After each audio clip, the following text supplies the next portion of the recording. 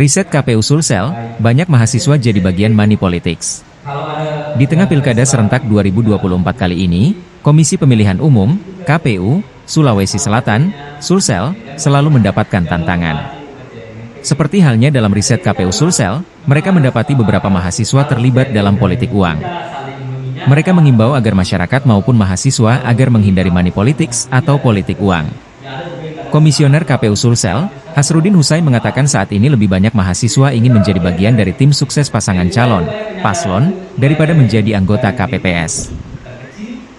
Kalau punya akses yang menulis lah misalnya di Tribun, kayak gitu ya, menulis di koran media-media online supaya bisa disebarkan ancaman memperburuk cuaca politik misalnya ya, cuaca kayak di luar kayak kadang mendung, kadang hujan, kadang panas. Nah cuaca begitu bisa terjadi mempengaruhi itu semua, sehingga tugas mahasiswa terutama menurut saya tugasnya adalah mencerahkan, bikin berita-berita atau bikin tagline ini tuh yang edukasi politik lah secara umum kepada masyarakat. Oh bahayanya tuh buat itu bisa meluas dan itu bisa menjadi satu gerakan sosial menyadarkan ibu-ibu yang terpapar hoax misalnya. Itu kan menarik ya gitu ya. Nah kayak gitu kan.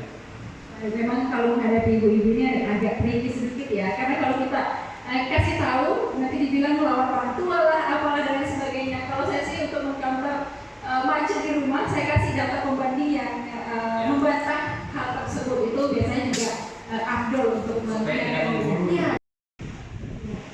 Baik, terima kasih kesempatannya. Saya Tia Stera, kerap di Sahabat ini. Nah, yang menjadi pertanyaan saya, sempat tadi disinggung mengenai politik.